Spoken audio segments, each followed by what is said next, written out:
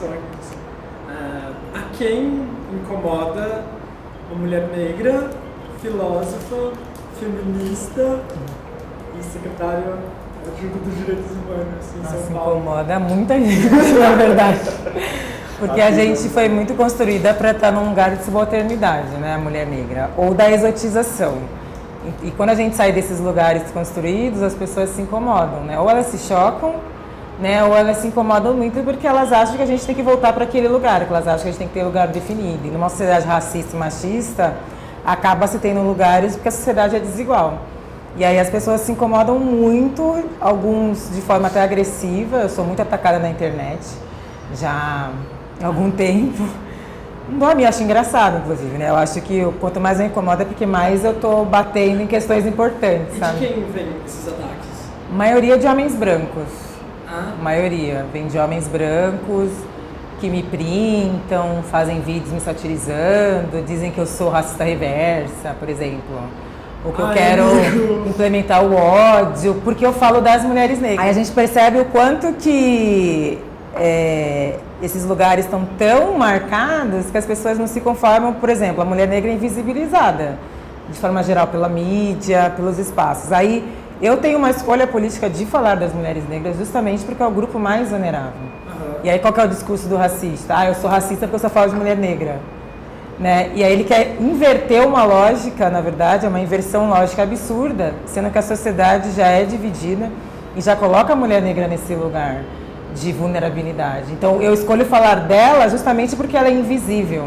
E eu nego uma narrativa branca hegemônica que me foi imposta, porque eu quero trazer as vozes dessas mulheres. Mas isso, dentro da política institucional, acontece... Eu sei que na academia é super racista, machista, mas isso dentro da política institucional, no seu cargo como secretária, isso também acontece? Vem de algum partido, vem de algum político? Não, algumas páginas de direita estavam me expondo, por exemplo, essa semana, pegaram quanto que eu ganho na internet e colocaram lá como se fosse um absurdo eu ganhar aquilo, sendo que todo o secretariado tem o mesmo salário. Então, por que o incômodo foi porque eu, mulher negra, tenho aquele salário, sendo que todas as outras pessoas também têm esse salário? Você percebe quanto que tem de racismo ali. Porque por que ela ganha isso? Olha só o salário dela. Gente, primeiro que é público, você vai lá olhar, qualquer pessoa sabe quanto que os secretários ganham. Mas o incômodo era eu estar ganhando aquele salário. Então, você percebe, né, o quanto que eles acham que eu não tinha que estar nesse lugar, que eu não tinha que estar nesse espaço. E às vezes esse incômodo é muito engraçado, às vezes eu, sei lá, vou participar de algum evento, e eu chego no evento e falo, tô parada assim, o pessoal tá parado me olhando, eu fui a convidada do evento, aí eu tenho que falar, então eu sou a Djamila, você que é a secretária?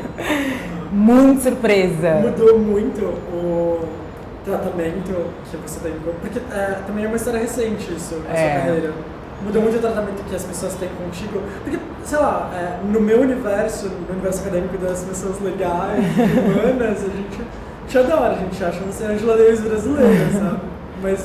Não mudou, eu tava com medo disso, porque como eu venho da militância, eu tinha muito medo da militância meio que virar as costas, achar isso ruim, eu estar agora dentro de uma gestão. Mas foi ao contrário, assim, eu fiquei muito feliz porque eu tive um apoio muito grande da militância. O dia que eu fui nomeada, que saiu na internet, parou a internet, foi um negócio...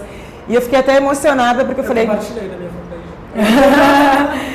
Que eu acho que isso é uma prova do quanto que é importante, a militância já entendeu que é importante nós estarmos nesses espaços, porque a gente sabe, como eu vim da militância, a gente sabe quais são as reivindicações, a gente sabe quais são os lugares que precisam ser atingidos, e a gente traz esse olhar para dentro do poder público justamente porque a gente vem pensar esses grupos, para a gente ter esse olhar, a gente sabe para onde direcionar para os grupos que mais sofrem violação de direitos humanos. Assim. Então não mudou, muito pelo contrário, para minha surpresa. Assim.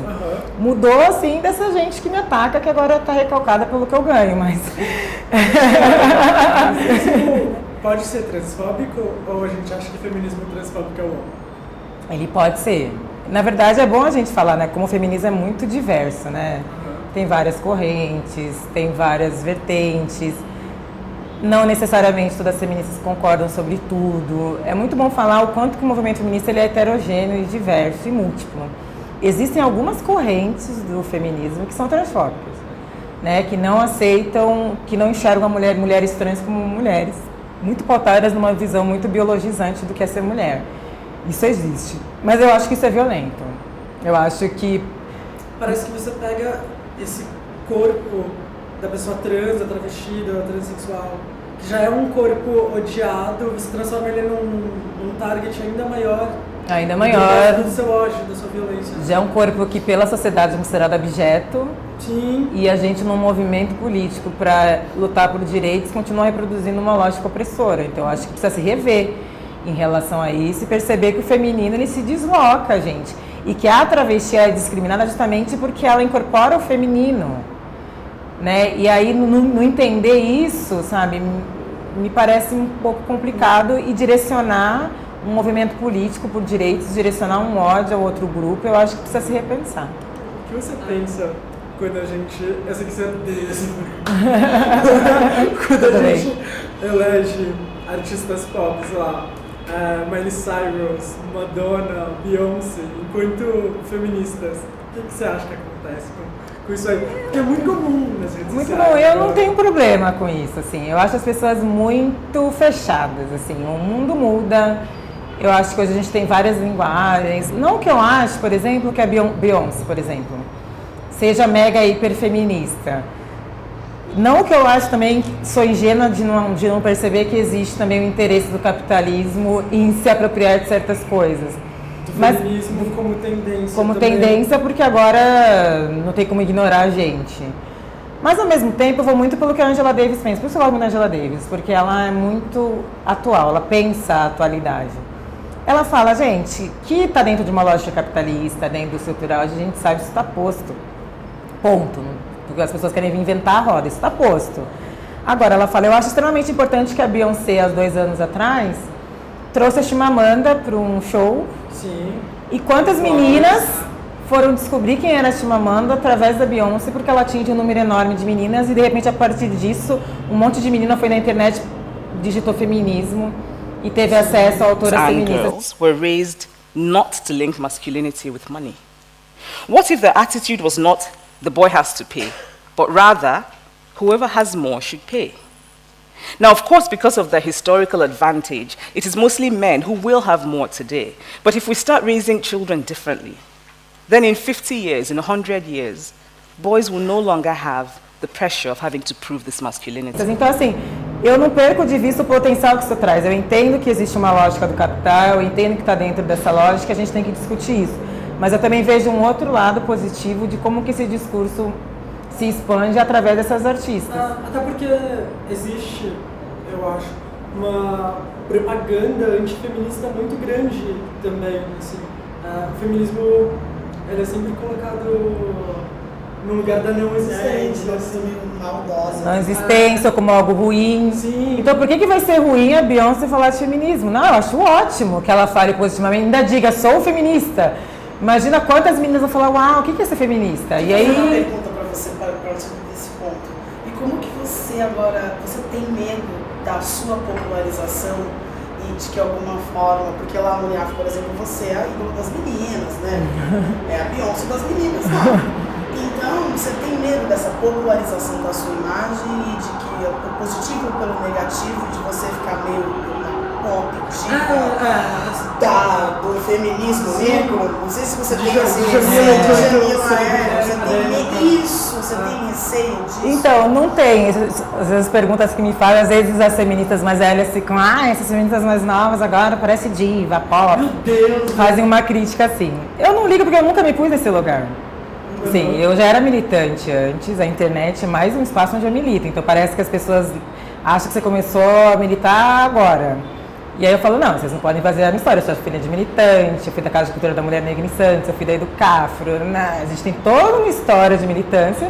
Em 2013 eu comecei na internet e comecei a ficar mais conhecida por conta dos textos na internet. Na Carta Capital. Eu comecei no Blogueiras Negras, em 2014 fui para a Carta, que foi quando a coisa se expandiu e eu comecei a ser convidada para programas de TV, essas coisas. Assim. Uhum. Assim, eu não acho ruim porque primeiro que eu nunca me botei nesse lugar, né? E eu sempre falo, eu não tenho como controlar a reação das pessoas a mim, pro bem e pro mal. Da mesma forma que eu não tenho controle nenhum sobre as pessoas que me xingam e me ofendem, não tenho controle nenhum, eu não tenho controle nenhum sobre a menina que me encontra na rua e fala "Ah!". Eu não tenho controle sobre isso. Mas tá rolando isso? Rola muito. Sim, imagina. Então acaba sendo legal, né? Rola muito. Mas aí eu pergunto às vezes pra... Ai, fica esse negócio de... Primeiro que eu nunca me coloquei nesse lugar. É o primeiro ponto. Segundo que eu penso, o que isso tem de ruim? Eu não consigo entender o que tem de negativo no fato de uma pessoa gostar da outra. Né? Então eu fiz isso quando eu vi a Grada Quilombo. Ah! Entendeu? Porque eu a Grada Quilombo. Então, fiz uma entrevista com ela e eu a vi e fiquei, meu Deus, a Grada Quilombo. Acho que é uma reação normal de quando você gosta de uma pessoa, entendeu? Eu acho ruim quando é uma popularização, acho que sem trabalho, sem base, buscando simplesmente se promover a custas de causas. Agora, a pessoa tem uma história, a pessoa tem uma trajetória e ela é respeitada por isso, né? Então eu nem ligo quando as pessoas falam pra mim, ai, não sei o que, diva, ai, gente, sou mesmo, ai, não ligo. Porque Aí uma vez foram reclamar, uma feminista branca foi fazer uma crítica a mim uma vez, porque eu cheguei em Aracaju ano passado, e eu cheguei no aeroporto, as meninas tinham um grupo de meninas me esperando com uma plaquinha escrito Diva, Diva Mila. Eu fiquei, postei no Facebook, e aí elas foram reclamar isso aqui de diva. Eu falei, gente, eu tenho culpa disso. Carinho, né? Que gostoso. Eu cheguei lá, eu lá sabia que as meninas iam estar lá com placa, fazendo festa de Diva Mila, eu não sabia. Quando eu converso com as meninas, eu falo, olha, não precisa ficar assim, eu sou um ser humano como você, a gente tá junto, eu também gosto de desconstruir essa coisa. Inclusive, existo aqui para que um dia você também possa ocupar o meu lugar. Sim, e eu tô aqui porque outras vieram antes, e quanto que é importante você conhecer a história do feminismo negro, você achar também que você não está inventando a roda, que é um trabalho contínuo, nossos passos vêm de longe, se a gente está aqui hoje é porque muitas outras, inclusive, morreram, deram a vida para que a gente estivesse aqui. Eu sempre gosto de politizar a questão, né? É muito importante politizar a questão, mas isso das pessoas de eu ter ficado popular é algo que eu não tive controle nenhum sobre isso. Você vê diferenças na objetificação que acontece entre as mulheres brancas e as mulheres negras? Isso falando particularmente da mídia brasileira, assim, tem total diferença, né? Porque a mulher negra ela vem sendo objetificada historicamente, né? Desde o período colonial, né? As mulheres negras foram estupradas sistematicamente pelos senhores de escravo, a gente romantiza a miscigenação, mas não esquece que, né, que as mulheres negras vêm sendo estupradas e até a forma como a mulher negra é tratada no Brasil. Então, tem essa construção de colocar a mulher negra como quente, boa de cama, né? E isso vem desde o período colonial. Forte, trabalhadora. Muito, ou forte trabalhadora, ou é subalterna ou é exótica. Então a gente vê qual é a figura de uma grande emissora que a gente tem no Brasil. É no carnaval uma mulher nua sambando. Né? Então a gente está em 2016 e essa figura ainda existe. Né? E aí você vai olhar para a grade da emissora, quantas mulheres negras você tem em número grande fazendo outras coisas. Né? Então existe esse reforço. Se você pegar a história até da própria Playboy, na história da Playboy no Brasil, só 9 mulheres negras foram capa da Playboy. Cara, menos que um ano de... Não sei quantos anos existem a Playboy, mas... Isso não quer dizer nenhuma que eu, de uma forma, eu estou dizendo que é legal. Isso, não estou entrando no mérito da revista. Eu estou entrando assim, que a mulher negra ela é a mais objetificada no Brasil, sempre foi, mas na hora de ganhar dinheiro com essa objetificação, não é ela que ganha. Né? Então, você vê, até em filmes pornográficos, por exemplo, são pouquíssimas mulheres negras, estrelas, ganhando dinheiro. Mesmo ela sendo a mais objetificada. Então, isso só mostra que ela é, a carne negra, realmente a mais barata. Porque mesmo num campo onde ela é extremamente explorada, na hora de ganhar dinheiro, não é ela que ganha. Pode a pornografia ser feminista? Olha, a pornografia é uma discussão bem difícil. Existem algumas diretoras fazendo trabalhos interessantes. Eu acho que é necessário discutir a exploração do corpo da mulher, sim, as condições de trabalho de muitas atrizes, sempre numa lógica heteronormativa masculina.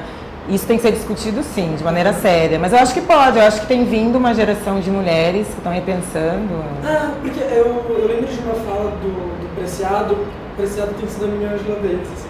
E ele estava dizendo que ele fica muito preocupado com as subjetividades que são produzidas a partir da pornografia, que de certa forma forma as sexualidades, especialmente a sexualidade masculina, que é uma sexualidade voltada para o consumo desse vídeo. Sim, e só para si, e de tratar a mulher como um instrumento de prazer só. Sim. Né?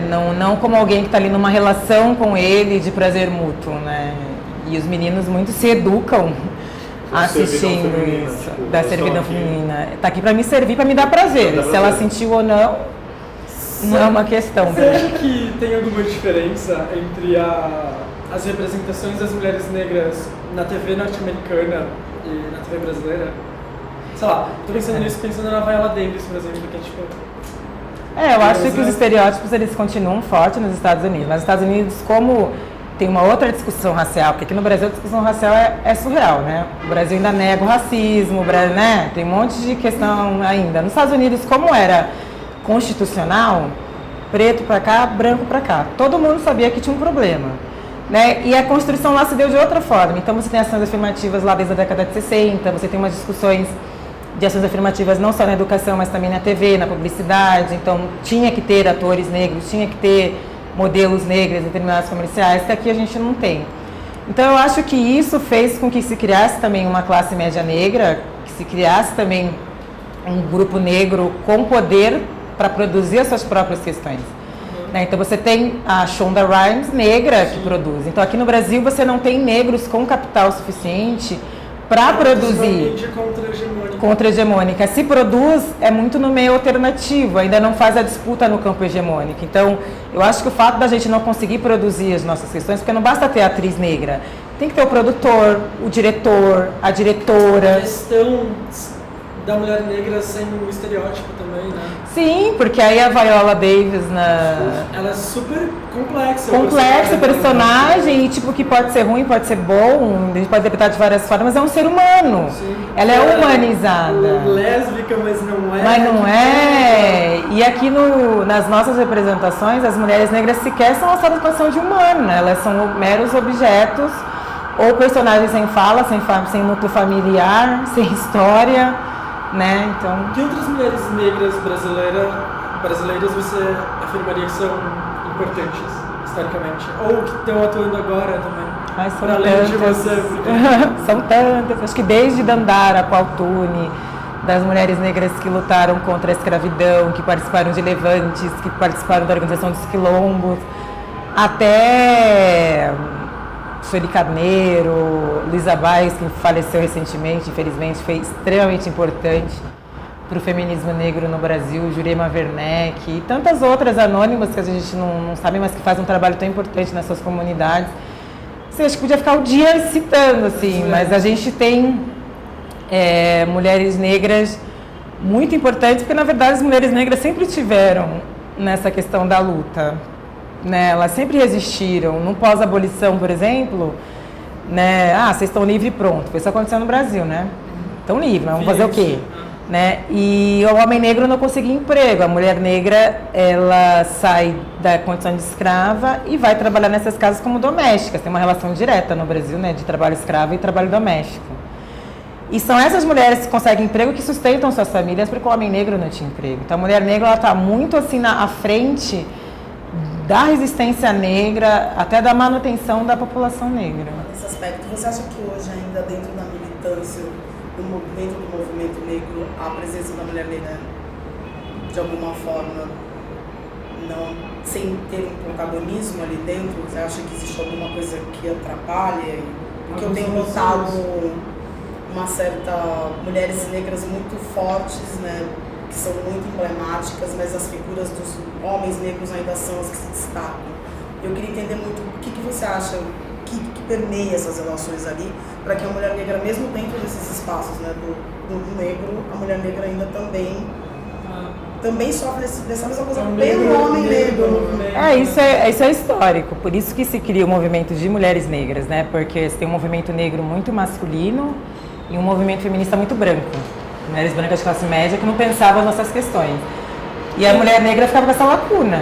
Onde é que eu me encaixo? Que é muito boa, que diz que as mulheres brancas estão lutando por cargos melhores. As mulheres negras e as mulheres trans estão lutando por cargos. Porque a mulher branca, historicamente, ela pautou a luta dela tendo ela como a base de todas as mulheres, né? Esquecendo que existiam mulheres, inclusive exploradas por essas mulheres. E a mulher negra, ela fica muito fora, ela fica nessa lacuna de representação, porque ela é mulher e negra. Chega no movimento negro, a questão é racial.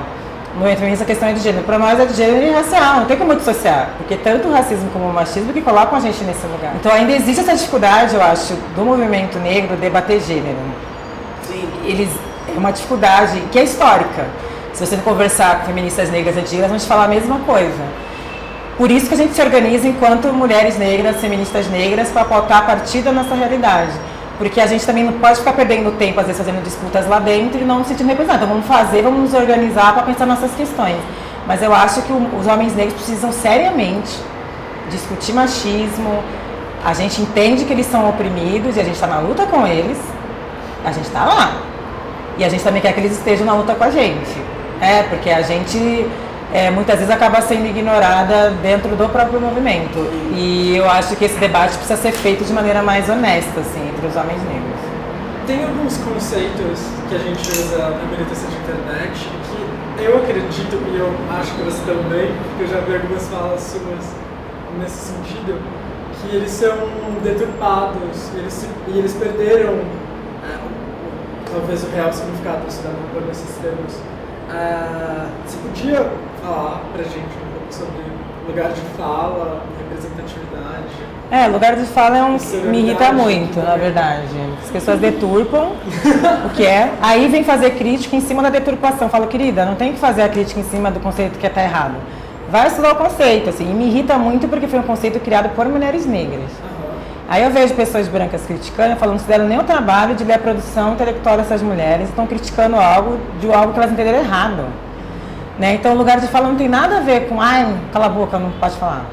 Né? Nessa lugar de fala. Não tem nada a ver com isso. O lugar de fala tem a ver com, a partir do lugar que eu falo. Eu, como mulher negra sudestina, eu falo a partir de um lugar que também é diferente do da mulher negra do Pará, sabe? Então, esse lugar que eu falo diz muito sobre o que eu estou falando. E mais do que isso, lugar de fala significa o quê? Que eu acho que é a genialidade do conceito. Refutar essa falácia do sujeito universal. Porque o branco, ele se põe como universal. O homem se põe como universal. Aí ele vai dizer o quê? Literatura feminina. Mas a literatura que ele produz é literatura. Aí ele vai dizer, não, vocês são específicos, mas o homem branco ele também é específico. O lugar de fala é isso. Você também fala a partir de um lugar. Você fala do lugar do privilégio, você fala do lugar do poder. E você precisa entender o que é falar a partir desse seu lugar. Então a gente desmascara essa falácia do sujeito universal e mostra para o homem branco que ele também é específico. Apesar de ele querer se colocar como universal. Então por isso que eu acho que é um conceito tão bonito. E o homem branco ele pode discutir racismo e deve. Ele pode e deve discutir racismo, porque a responsabilidade de acabar com o racismo não é só nossa, a partir desse lugar. O que significa eu, sujeito branco, nessa sociedade racista? Como é que eu contribuo a partir desse meu lugar para desconstruir isso? Porque eu também sou responsável, porque eu sou privilegiado por isso. É isso, lugar de fala. Não tem nada a ver com, fica quieto, nessa lugar de fala. Você acha que está na hora da gente começar a pensar num Panteras Negras brasileiro, assim, tipo, o movimento negro sei lá, criar uma base para um partido político, de fato, já que as coisas andam nebulosas, as alianças nos governos andam nebulosas, assim? Eu acho que, assim, existem várias formas de se organizar. Eu acredito, e eu respeito todas, assim, desde que sejam honestas, né, e progressistas. Então, existem pessoas que são contra o modelo político, existem pessoas que acham que a gente tem que fazer a diferença daqui de dentro, existem pessoas que são anarquistas. Eu acho que todas as formas de mobilização política elas são importantes, são necessárias e válidas, né? E eu acho que cada um tem o direito de seguir aquela que ele acha que lhe convém mais. Eu ainda acredito que é importante fazer a mudança estando dentro, para a gente começar a pensar a partir de outros olhares. Eu acho que a gente, quanto sujeito que pensa a política, e não só o sujeito que é o destinatário, mas o que pensa, a gente traz um olhar diferente, a gente consegue fazer mudanças significativas, né? Eu acho que existem várias formas, fico feliz que existam e que a gente possa coexistir com respeito. Essa é a última pergunta, mas não menos importante. O que você gostaria que as pessoas soubessem sobre você que elas ainda não sabem? Nossa, que pergunta difícil. É a última. Deixa eu ver, que elas ainda não sabem. Que eu bebo bastante, todo mundo sabe. Fico postando foto. Não sei, que eu sou uma pessoa muito, apesar de... Eu sou uma pessoa que gosta muito de ficar sozinha. Apesar de ser uma pessoa que fala muito, eu sou uma pessoa que eu preciso da solidão, preciso de um momento só comigo. Eu gosto muito de ficar quietinha, eu odeio barulho. Odeio barulho. Se eu tô dormindo, alguém faz barulho, me irrita. Eu gosto de... Sou uma pessoa que eu gosto de ficar, pelo menos uma vez por dia eu preciso disso, de ficar num lugar quieta, só eu, com os meus pensamentos, bem introspectiva. Apesar de ser extrovertida, eu sou muito introspectiva também. Texto e livrinho. E as pessoas, às vezes, eu tô quietinha. Ai, você tá quieta. É, porque eu sou assim também. Nada contra, eu só sou assim. Né? Eu sou assim também. Então, claro que a minha vida exige que eu esteja sempre falando, esteja em atividade e tal, mas eu sou uma pessoa que eu gosto muito, muito, muito de meditar e ficar quietinha.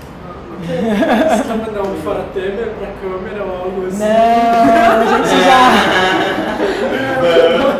Não, a gente já... tipo, nossa posição é muito escura em relação a isso. Ok, então, obrigado. Imagina, eu que agradeço. Imagina.